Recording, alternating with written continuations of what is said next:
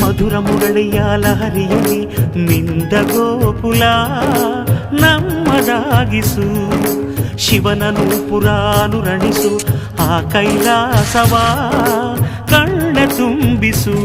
ಸೌಂದರ್ಯವೆಲ್ಲ ಏಕವಾಗಿ, ಸೌಂದರ್ಯವೆಲ್ಲ ಏಕವಾಗಿ ಮಂದಹಾಸವಾಗಲಿ. ಬಿರಿದ ಎದೆಯ ಬೆಸೆಯಲಿ ನಿನ್ನ ಪ್ರತಿಭೆ ಕಿರಣದಿ.